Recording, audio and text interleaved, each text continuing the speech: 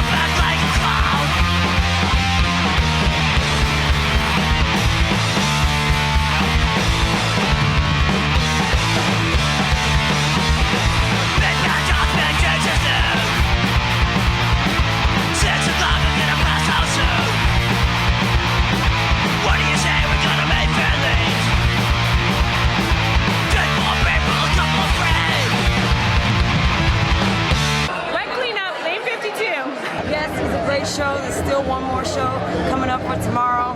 Hope you guys stick around. You're gonna enjoy every minute of it.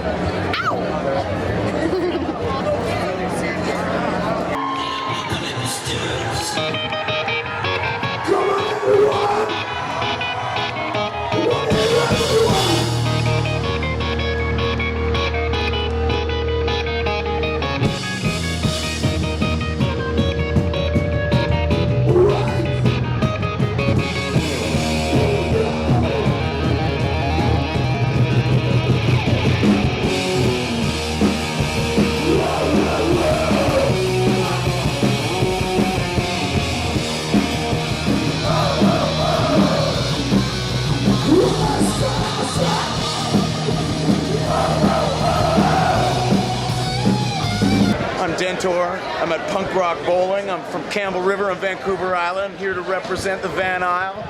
Put in my fair share of time in Victoria myself, and there are many of us here. A lot of good friends, a lot of people came together here. Lots of Canadians here right now, and we're representing with a very positive attitude.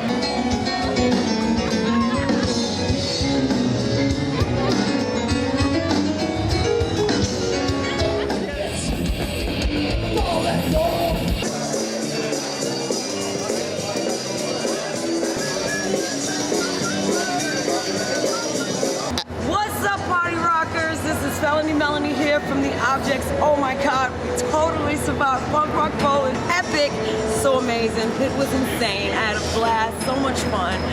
Party, drink, got thrown out of places for being too drunk. That's the way we do it in Vegas. We party all the time. Let me ask you a question. So, when was the last time you had your prostate checked? Viva Las Vegas! Viva Las Vegas! Yeah. Viva! Viva Las Vegas! Ow! Got no time for teacher or boss. Give me the weekend. I want the weekend. I need the weekend. Give me the weekend. I need the weekend. I want the weekend. Give me the weekend. The weekend.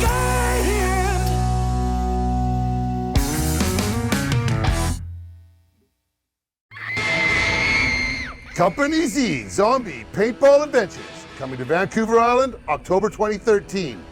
Your ultimate Halloween experience.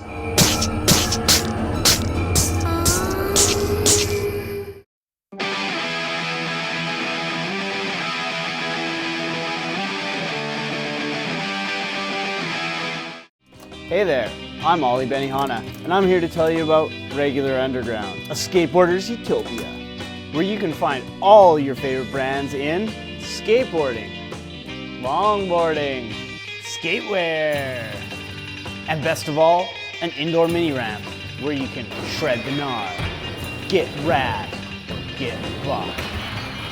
Located in the heart of Langford, regularunderground.com. Hey, welcome to Shred Session on Absolute Underground TV. We're hanging out at Regular Underground Skate Shop in Colwood. These guys have an awesome skate team.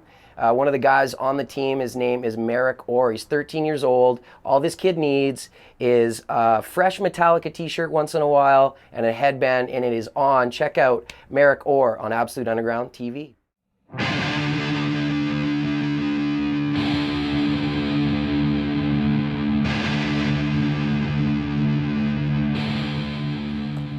Pretty much always skateboarded, but then I moved here 2 years ago, and Where'd you move from?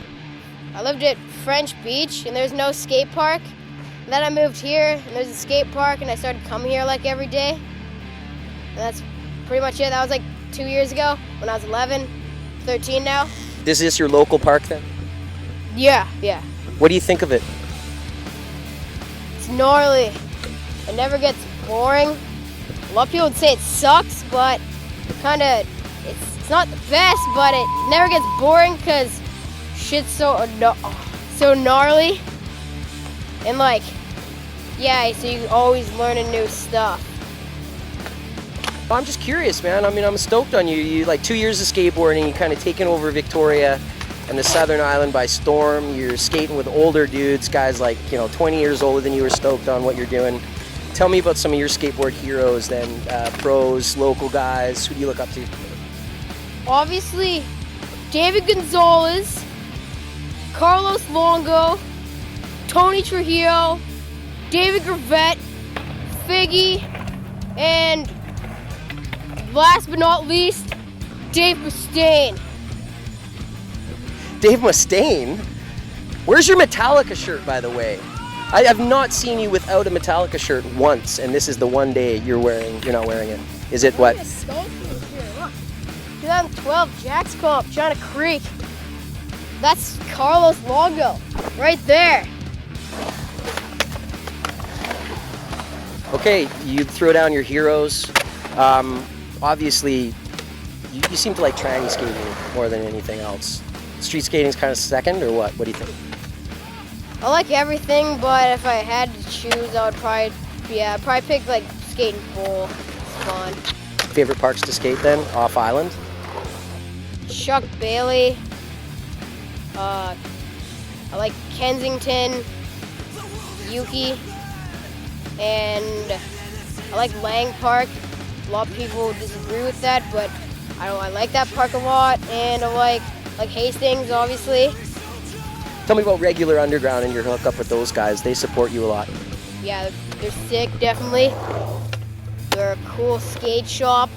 and they gave me a pro board, like not pro board, but like a board that I get money from. And it's sick, and they're sick. You should go there if you want to get a skateboard.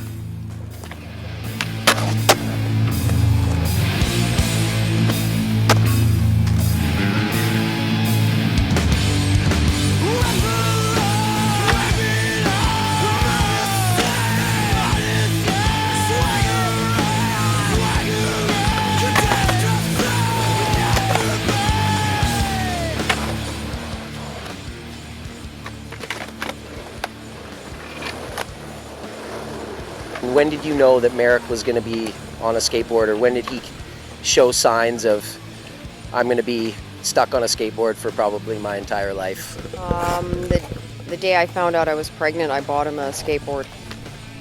It was just part of his blood. He was destined to skateboard.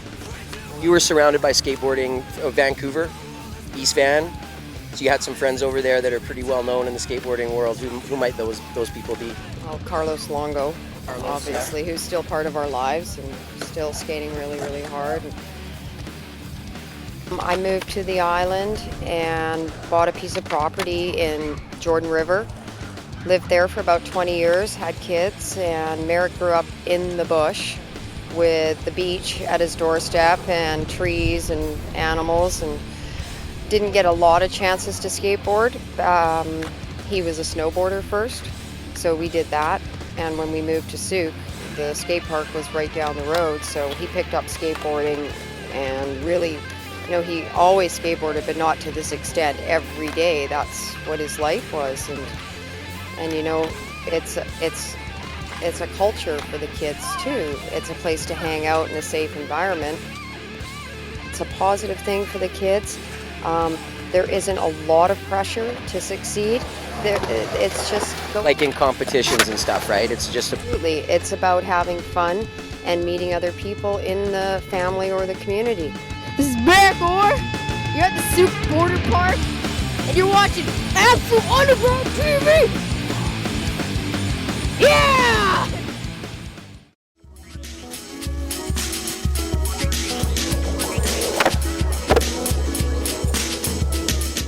Hey guys, this is Moka Only here, and I want to explain to you how to do a curb booster.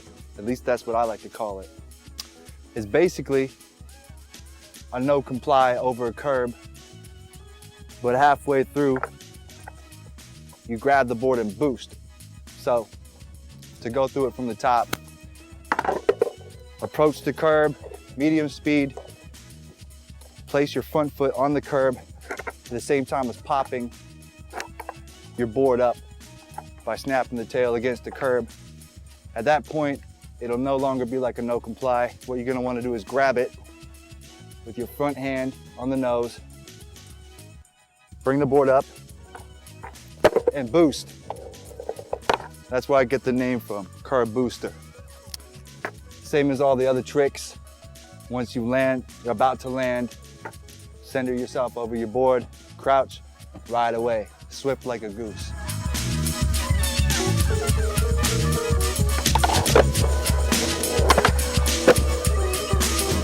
Easy.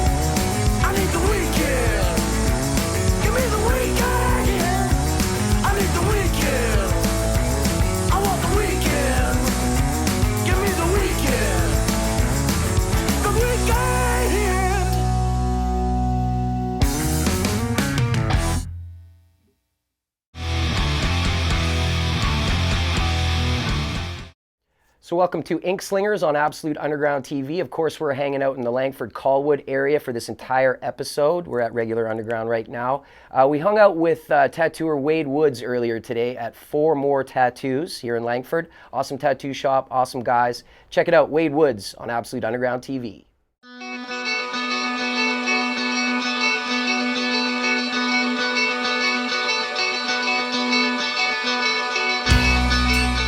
The tattoo I was working on today is a tear out in a guy's arm with the skulls hidden underneath, so all black and gray. Yeah, just to make it look like his skin has been torn. Yep. And then behind that image is the skull work. So I always started out piercing, so everybody always came to me as like the piercing guy, and you know, stick a needle in me, get an earring in, and you know, I was always doing that, and that's how I actually started in the industry, was piercing first. So, and then Gary one day asked if I wanted to learn how to tattoo, and I said yeah, and he said go get yourself a toolbox and I'll fill it up for you. And next day I came in with a toolbox and was like, where's my stuff? I want to start tattooing. So kind of went from there. The first day of my apprenticeship I had a paying customer.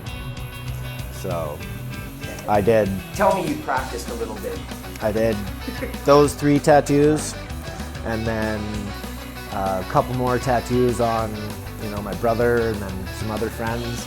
And I don't know, thought I was doing really good, and then Gary said, okay, you're up, you got a paying customer out here. It was just a black Japanese symbol, and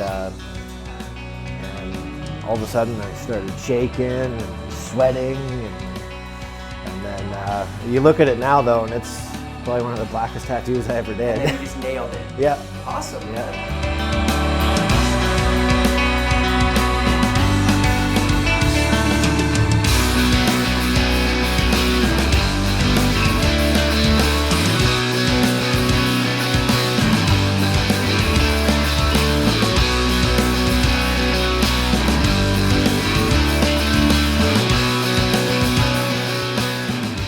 The type of tattoos that I really like are black and gray. Pretty much anything except for portraits. I'll do Japanese, tribal, you know, everything from little walk-ins though, like, you know, little butterflies, flowers. I don't really care, I'm tattooing. So I used to be a chef and had to work demolition for a while, so this is a lot easier. I don't really care what I'm tattooing as long as I'm tattooing.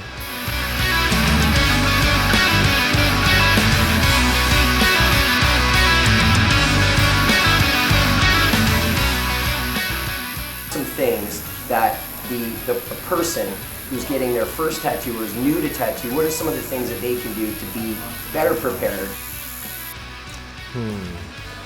I guess the things that people can be doing is research, you know, researching the shops, researching the kind of art that they want.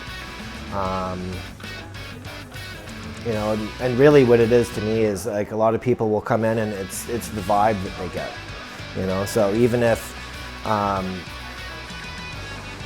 you know, it really is the vibe. If they don't have a good vibe in the shop that they're at, they're not going to keep coming back. You know, so it's about making people feel comfortable and trying to do the best work that you can. Is there anything that you said you won't tattoo recently in the last little while? I did the other day. It was a baseball stitching on a guy's arm. And the way that he wanted it, it wasn't going to look like a baseball stitching. So I told him that I didn't feel comfortable doing it because it wouldn't have looked proper. That's what some people don't seem to understand, is the idea doesn't necessarily translate into a good tattoo design. Yeah. Sometimes the idea or the art looks great on a piece of paper, but yeah, it just that quite a bit. Yeah, you know, it's a fine line of trying to give people what they want and what you can give them with the ideas that they have. So, but that's what we're here for. We're here to kind of let people know, like, this is either going to work or it's not going to work. So, and then if we can make it work, we'll make it work.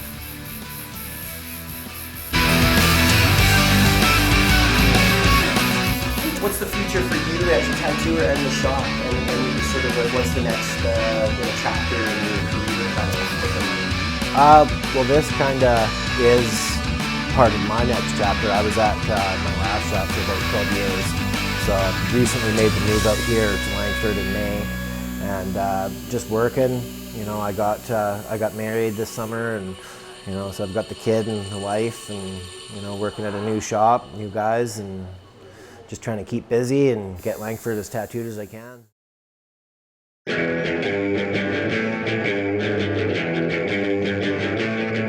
have you heard the news? I think I heard it right. We're gonna shake some mood right here tonight. We're gonna yell a cat around this joint. Kick down some doors, make it a point. Now kick down some doors, make it a point. You gotta move me, honey, move me right. You gotta move me, baby, all through the night.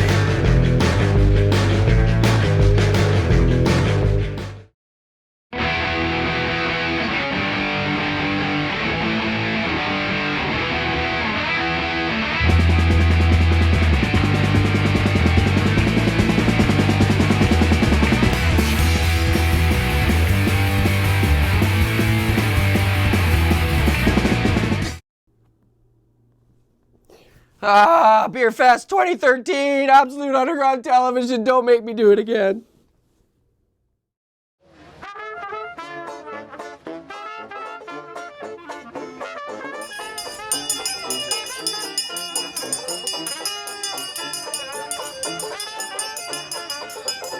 I'm Brian from Absolute Underground's West Coast Report, here at the Great Canadian Beer Festival, 21 years running. We're gonna go visit a few of my friends that are brewing beer. Gonna drink as much of it as possible. Got my little glass. Gonna get my drink on. Welcome to Beer Fest, you scurvy bastards. Do you want tokens? Sure. This is what it's all about. A little baggie of tokens. Oh, that's what gets you started. This is what gets it started. Starts it all. 20 bucks worth of tokens. No idea what's gonna happen. Should be fun though. Oh yeah. Hey, I'm here with Jerry. You started all this? I'm guilty. What were you thinking? What was going through your mind when you decided to make the most popular event in Victoria's history? Well, I did it with this good-looking fellow who's over there right now, walking with the beaded hat on. We got together one day and decided that we wanted to have more craft beers available at the pubs and restaurants in Victoria. We figured one of the best ways to do that was to have a beer festival and open everybody's eyes and palates up to great beer. All of my fellow graduates from high school, everyone that I grew up with, we all want to thank you for bringing this here to Victoria, and absolutely 21 years of my pleasure. Awesome beer drinking excellence. My pleasure. Thanks very much. Thank you guys. Take care. Okay, I'll see you guys. Just heading into the Salt Spring Island booth. We're going to go find Neil and Becky, ask me a few questions. Maybe we'll get a few answers. Come on over. I have one important question. What's new at Salt Spring Brewery? Wow, more ancient herbal beers. We're chasing down the history of brewing right now, and we're trying to figure out what kind of crazy herbs people used to put in their beer and why they did it. Do you find there's a camaraderie of beer brewing brotherhood here at the festival? Oh, absolutely. Actually, Phillips just lent us some bits we were missing. It's like that through and through. All the craft breweries are looking out for each other, helping each other out. So I'm here with John O from the Phillips Brewery. Another one of our awesome sponsors that has sponsored us through the years. The big question I got right now is what's new at Phillips? With Phillips is we've got the Elsinore, which is a premium beer that's coming out in 6-packs, and it's super tasty. Kulukuku. Elsinore, you'll really like it. You want to try it right now? I would like to try it right now, yes. You tell us what it's like, huh? I would also like to know a little bit about your growler program. Well, we growler all our beers, and yeah, you can come in with any of your growlers, like from a different company, or you can buy one of our growlers and come in and fill it up. I believe it's $10. Fill it up.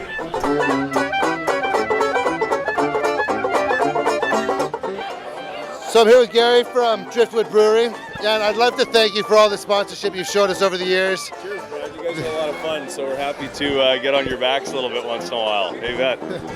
The question I have for you today is, what do you guys got new brewing at Driftwood? Well, terrific. We've done a lot of things actually in the last 4 years. We've really developed a barrel program of beers. So we're aging a lot of our beer in barrel wood now for special seasonal limited time releases.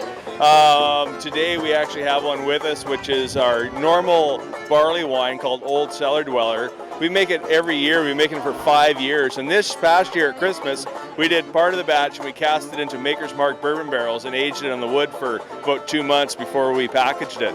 So it gave a different layer of flavor to an already intense beer, but something we're all into bourbon, so we thought that was a good idea. I think that's a great idea, and we happen to have one right here.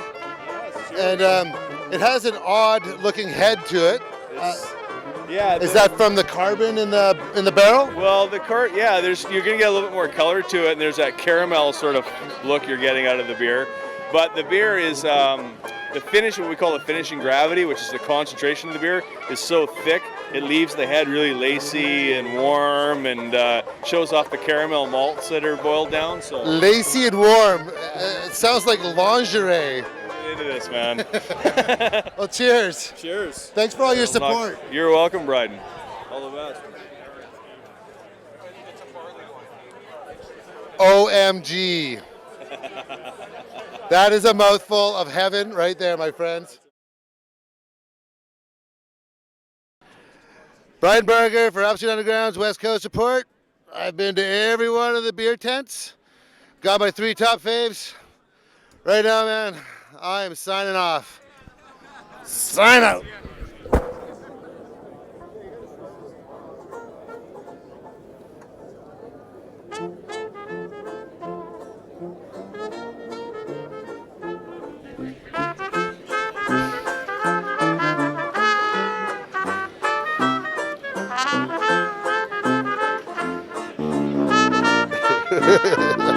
That's awesome.